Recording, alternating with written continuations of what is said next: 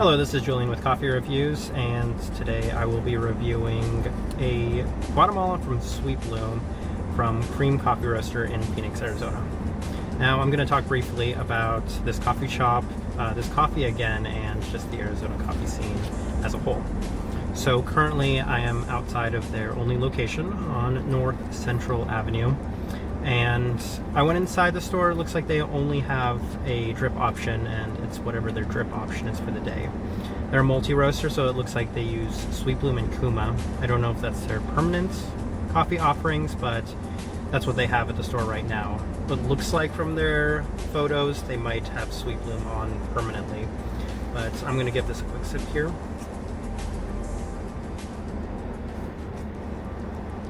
Now, I did sample this coffee a little bit when I was out in Denver, Colorado.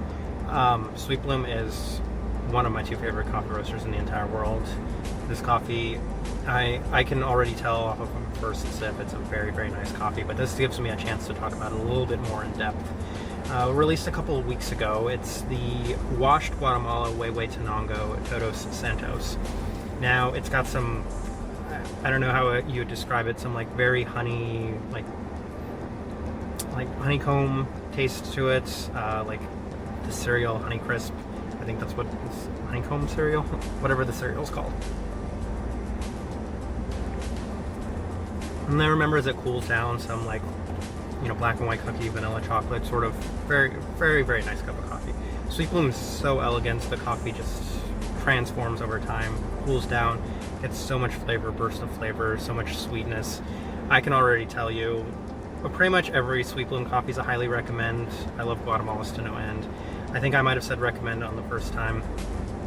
Every bag I think is worth almost a highly recommend, and this one is for me.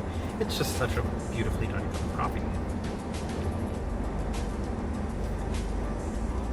Now, the Arizona coffee scene, there are some great multi-roasters that I'm looking to try while I'm out here, and there's some really nice local roasters within the city that seem to get a lot of praise from the locals.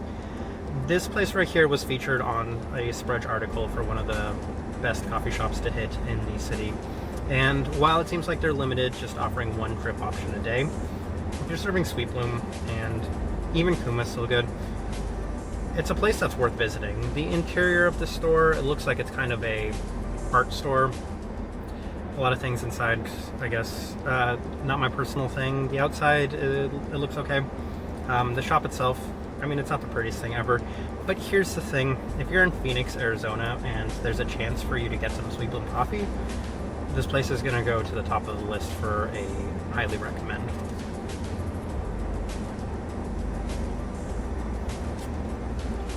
And while I'm singing the praises of both Sweet Bloom as well as this coffee shop, I think what I have to say about Arizona's coffee scene is I think it's significantly underrated. Right now, people don't talk about Phoenix as one of the better coffee cities in the country. I don't exactly know why. It seems like they're trying to get on the level of other major coffee cities. Now, this is still early in my trip, and I haven't spent too much time in Phoenix before. I've been to Phoenix once before in my life, and a lot of these places weren't open yet. Everything here is a little bit newer, and it's pretty exciting.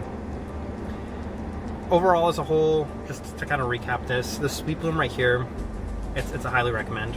I would buy a bag of this coffee. I really wanted to buy a bag of this coffee. And this coffee shop, I'll give it a recommend.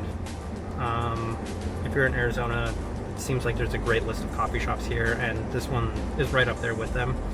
It's not my favorite so far, but if you want Sweet Bloom, if you want something that will always knock your socks off when it comes to coffee, this place is the place to go.